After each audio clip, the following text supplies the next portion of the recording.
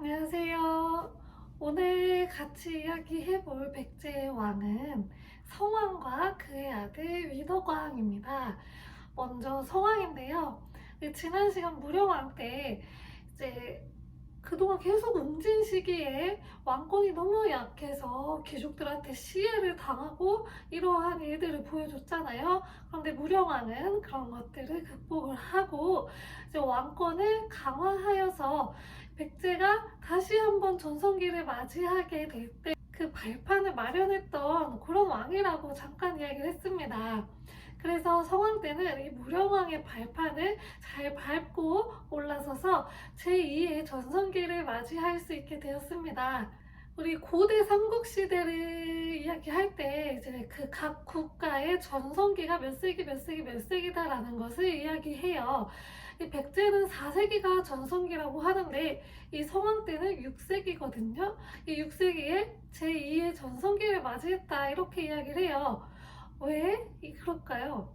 이 삼국시대의 전성기를 이제 정하는 기준은 바로 한강유역의 장악입니다. 일단 백제는 처음에 이 한강유역 자체에다가 수도를 정했으니까 이제 4세기에 전성기를 맞이를 했는데요.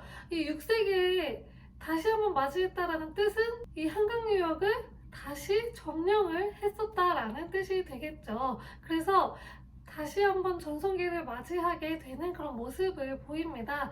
이 성왕 때 어떻게 해서 한강유역을 다시 되찾았는지 지금부터 삼국사기 기록 같이 보도록 하겠습니다. 성왕의 즉위년 기사에는요, 성왕의 이름이 나와 있어요.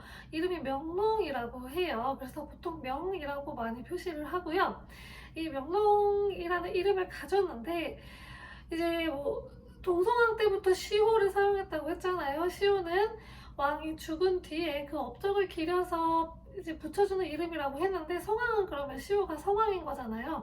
근데 사람들이 이 즉위 기사에 보면은 나라 사람들이 성왕이라고 불렀다라고 하는 그 기사가 있어요. 그래서 죽기 전부터 이미 나라 사람들이 이 명농을 성왕이라고 계속 불렀고 이게 시호로 굳혀졌던 것으로 추정이 됩니다.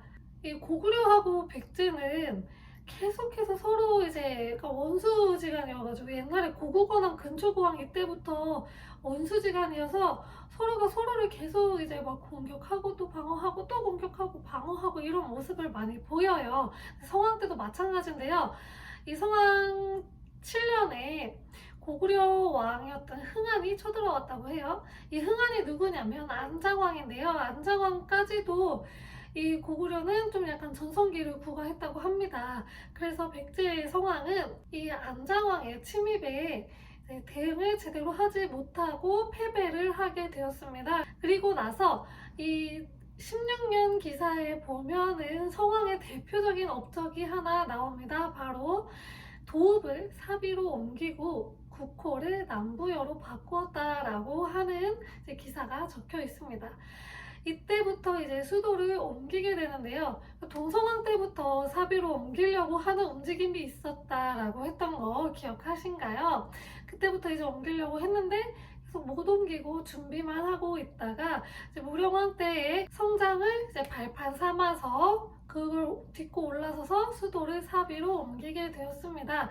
이 사비는 현재 충남 부여에 있고요. 충남 부여에 관북리 유적과 부소산성이 있어요. 여기가 당시 사비성이 있던 곳으로 강력하게 추정을 하고 있고요. 부여에 그 백제문화재단이 있어요. 그래서 거기에는 사비성을 재현해 놓은 건축이 있으니까 가서 구경해 보시면 굉장히 재밌어요. 왜 도읍을 사비로 옮겼냐? 일단 그 웅진으로 천도를 한 다음에 웅진 귀족들이 좀 강세였거든요. 왜냐면 왕이 수도를 빼앗기고 쫓기듯이 막 왔잖아요. 그런 상황에서 귀족의 힘이 커졌다고 했죠. 이것은 이제 한성에서 내려온 귀족뿐만 아니라 그 웅진에서 원래 있던 토착 귀족들의 힘까지 같이 강해졌어요. 그러다 보니까 왕이 계속 시해당하고 왕이 뭐만 하려고 그러면 반대하고 이러니까 이 귀족들의 힘을 약화시키기 위해서 수도를 옮겨야 했어요. 그런 이유도 하나 있고, 그리고 또 뭐가 있냐면 이 옹진이 저번에도 말씀드렸지만 수도가 되게 쬐끄맣다고 했잖아요.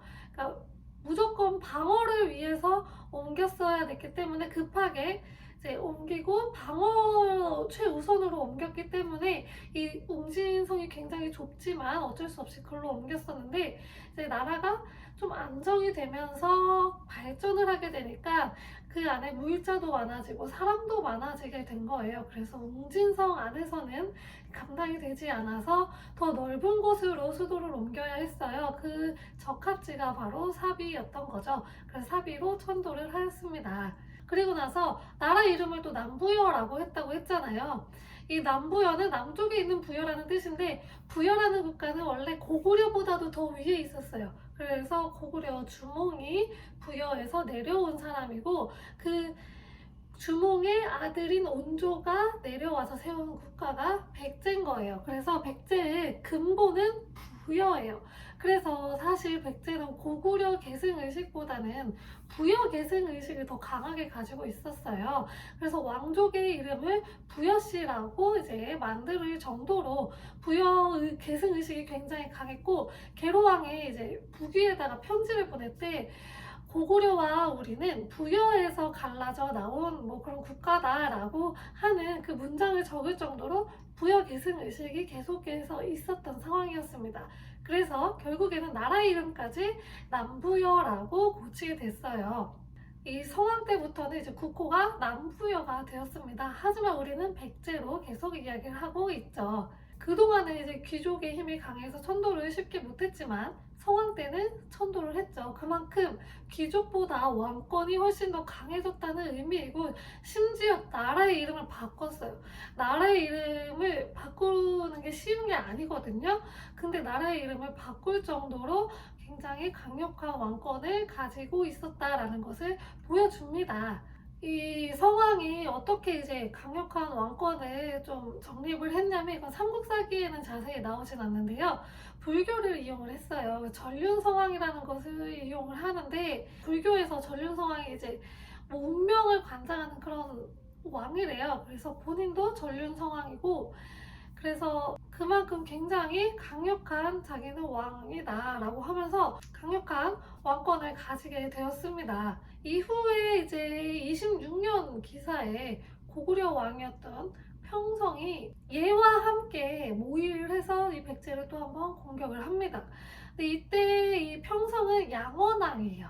이 고구려가 안장왕, 안원왕, 그리고 양원왕으로 이어지는 그 시기였는데, 이 시기가 이제 사실 안원왕 말에 안원왕이 죽기 좀 전에 그 안에서 추군과 세군으로 나눠져 가지고 얘네들끼리 그게 있었어요. 왕자리를 놓고서 왕위 권력 다툼이 좀 있었거든요. 그래서 사실 고구려에 좀 국력이 흔들흔들하고 있었던 상황에서 양원왕이 왕위에 올랐는데, 이 양원왕이 이제 쳐들어왔어요, 백제로. 그래서 백제는 신라에다가 구원을 요청했다고 합니다. 신라하고 백제는 계속해서 이제 나제 동맹이 좀 굳건했던 상태여가지고요. 이때 요청을 했고, 그때 신라가 구원군을 보내줘가지고 계속 이제 싸워가지고 고구려 군사들과 싸워서 크게 이겼다고 합니다. 그러니까 이제 고구려는 예전만큼의 그런 힘이 없는 거예요. 그 안에서 자기네들끼리 권력 다툼을 하고 있으니 밖으로 이게 힘을 쓰려고 해도 잘 되겠어요? 안 돼요. 그래서 이때부터 고구려가 조금씩 흔들리는 모습을 보여줘요. 성왕의 입장에서는 이제 뭐 국호도 바꾸고 그 수도도 옮기고 해서 왕권을 조금씩 강화시켰잖아요. 그러면서 이제 어디로 눈을 돌릴까요? 바로 한강입니다. 왜냐하면 백제의 근본은 한강에 있었거든요. 한강에서 시작한 국가이기 때문에 이 한강 유역을 다시 온전히 되찾기 위해서 호시탐탐 이제 노리고 있었는데, 당시에 이제 신라도 마찬가지였어요. 신라는 이제 신라 할 때 더 자세하게 얘기를 할 거지만 굉장히 변방에 있어가지고 중국으로부터 선진 문물을 가져오기도 힘들고 중국으로 대외 진출을 하기에도 좀 굉장히 힘들어요. 백제하고 고구려한테는 좀 꽝꽝 막혀 있거든요. 그래서 이 한강 유역을 굉장히 차지를 하고 싶었어요. 그리고 한강 유역이 굉장히 비옥하고 땅이 좋기 때문에 농사 짓기에도 적합하고 사람들이 살기에 굉장히 좋았다고 해요. 그래서 지금 우리 대한민국의 수도도 서울이잖아요. 한강에 있는 서울. 그래서 이거는 삼국시대부터도 마찬가지였던 것 같아요. 그래서 신라도 그 한강을 노리고 있었는데 이 백제도 다시 한번 한강을 노리고 있었던 거죠. 그래서 이런 이해관계가 좀 잘 맞아떨어져서 둘이 조금 더 굳건하게 동맹을 맺고서 고구려로부터 이 한강유역을 되찾자라고 이제 서로 손을 잡게 됩니다. 하지만 약간 동상이몽이죠. 같은 거 한강 둘 다 한강을 가져오길 꿈꾸지만 사실은 백제하고 신라는 본인들이 독차지하고 싶었던 게 더 컸을 것 같아요. 그래서 어쨌든 손을 잡고서 고구려를 공격해서 한강 유역을 되찾아옵니다. 자, 그런데 이때 어떻게 된 거냐면 이 고구려가 아까 얘기했듯이 자기네들 내분도 일어났었고 그때 북쪽으로 돌궐족의 공격을 좀 받았어요. 그러다 보니까 남쪽의 방비에 허술할 수밖에 없었겠죠. 그래서 이 틈을 노려서 이제 백제하고 신라가 공격을 해서 빼앗은 건데 이때 한강 상류를 신라가 차지를 하고 한강 하류를 백제가 차지를 했어요. 백제로서는 다시 한강을 차지했기 때문에 굉장히 또 신났겠죠. 근데 어떤 강이든 상류보다 하류가 훨씬 더 살기가 편해요. 이렇게 평야가 있기 때문에. 그래서 신라도 이 한강 하류를 노리고 있었어요. 근데 이게 이 삼국사기 기록에 의하면 성왕이 먼저 신라를 습격하려고 준비했다고 해요. 그러니까 우리가 보통 한국사를 배울 때 신라가 백제 뒤통수를 쳤다 이런 식으로 많이 배우는데 사실 더 깊이 파고 들어가다 보면은 신라가 먼저 했던 건 아니고 백제 성왕이 먼저 이제 좀 뭔가 움직임이 있었던 것 같아요. 그래가지고 신라가 이제 거기에 대응을 한 것 같은데 이 기사를 좀 먼저 봐야 될 것 같아요. 31년 기사인데 왕의 딸이, 그러니까 성왕의 딸이 신라에 시집을 갔다고 해요. 근데 그 다음 기사가 마지막 기사인데 왕이 신라를 습격하려고 준비를 했다고 하는데요. 습격하려고 준비를 하는데 딸의 시집을 보냈다? 도대체 무슨 의미일까? 좀 생각을 해보면 주로 이제 추측하는 게 뭐냐면 성왕이 뭐 나제동맹 굳건히 하는 것도 있겠지만 그걸 떠나서 일단 신라 내부의 상황을 좀 볼 필요가 있었겠다라고 판단을 했던 것 같아요. 그래서 전투를 준비하기 위해서는 지피지기면 백전백승이다라는 말이 있잖아요. 그래서 적의 상황이 어떤지를 알아야 돼요. 그래서 거기를 이제 염탐을 보내는 그런 식으로 자기 딸을 보냈을 것이다 라고 추측을 합니다. 그리고 나서 바로 다음 기사, 마지막 기사가 이제 왕이 신라를 습격하려고 이제 보병하고 기병 50명을 거느리고 갔다고 해요. 근데 이 50명도 조금 의문스러운 게 겨우 50명을 데리고 갔어? 좀 약간 좀 그런데? 라고 하는 거죠. 그래서 이때 이제 다음 왕이 되는 위덕왕이 사실 요 전투에 참여를 했었는데 그 왕의 아들 위덕왕을 이제 위로 차원에서 갔다고 하는 그런 이야기도 있습니다. 아무튼 그렇게 해서 이쪽으로 가다가 여기가 관산성이거든요. 밤에 몰래 갔대요. 근데 여기에 신라의 그 복병이 있었던 거죠. 숨어있던 병사들이 있었어요. 그래서 기습 공격을 받아서 성왕은 이 관산성 전투에서 사망을 하게 되었습니다. 그래서 왕이 죽게 되는 안타까운 사건이 벌어지게 됐어요. 그리고 나서 이제 위덕왕이 왕이 오르게 되었겠죠. 아들이었던 위덕왕이 이 성왕이 그 위덕왕을 위로하러 가다가 죽었어요. 관산성에서. 위덕왕의 입장에서는 어땠을까요? 사실 이 관산성 전투는 대신들이 말렸다고 해요. 너무 이거 무리하는 것 같다, 하지 말라. 근데 위덕왕이 빡빡 우겨가지고 이거 해야 된다, 나 갈 거다라고 해서 벌어진 전투라고 합니다. 그래서 위덕왕은 굉장히 그 책임이 컸을 거예요. 왜냐면 자기가 빡빡 우겼, 대신들은 반대했지만 자기가 빡빡 우겼던 전투에서 자기 아버지 한 나라의 왕이 사망을 했어요. 이 위덕왕은 이 전투 패배에 대해서 책임을 다 떠안았어야 했어요. 어쩔 수 없어요. 그래서 이건 삼국사기에는 나오는 내용은 아닌데요. 일본서기에 나오는 얘기인데 위덕왕이 처음에 이제 왕이 된 다음에 자기 왕 안 하고 이제 출가를 하겠다. 출가해서 스님이 돼서 자기가 이제 그 반성하면서 살겠다, 수행하면서 살겠다라고 했을 때 대신들이 뜯어 말립니다. 그러지 마세요 하고 뜯어 말린대요. 그래서 그래 그러면은 뭐 너희들이 그렇게 원하니까 내가 그냥 왕 계속 할게 라고 하는 모습을 보여줬다고 합니다.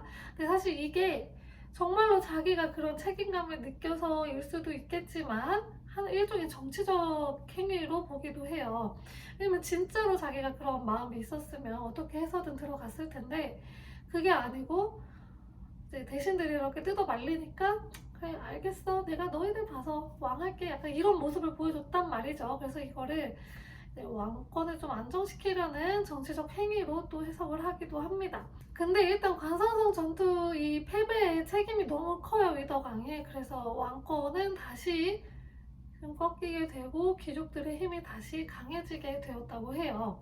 이 위더강은 왕위에 올랐을 때 나이가 조금 있었다고 해요. 553년 백합야라고 하는 전투가 있는데 이게 일본서기에 나오는 전투인데요. 여기서 스스로 29세라고 밝혀서 위더강도 이제 나이를 알 수가 있게 됐어요. 위더강 554년에 왕위에 올랐는데 30살에 왕위에 올랐어요. 옛날 치고는 굉장히 좀 나이가 있는 상태에서 왕위에 올랐죠. 그래서 이 위더강은 정확한 나이를 알 수 있다고 합니다. 이 위더강 즉위 기사를 보면요. 이름이 창이라고 해요. 그래서 여창이라고 많이 불러요. 성이 부여씨잖아요. 근데 부여씨를 다 안 부르고 보통 여만 해서 붙이는 경우가 많아서 이 여창이라고 많이 부르고요. 성왕의 맏아들이라고 적혀 있습니다. 자, 그리고 즉위는 또 기사에 보면은 고구려가 이제 군사를 일으켜서 웅천성을 공격했다고 하는데 이 웅천성은 웅진성으로 추정을 하고요. 여기서 고구려가 패했다고 해요. 마찬가지로 양원왕 때였어요. 그래서 이때 백제가 다시 승리를 했고요. 그런데요. 24년 기사에 보면 신라의 서쪽을 위도왕이 먼저 쳤어요. 근데 이때는 위도왕이 패배를 해요. 그래가지고 이 백제 안에서 주화파, 그러니까 싸우지 말고 좀 손잡고 같이 좀 이렇게 화평하게 좀 평화롭게 지내자라고 하는 주화파가 득세를 하게 되면서 그 이후의 기사들을 보면 싸웠다는 기사가 없어요.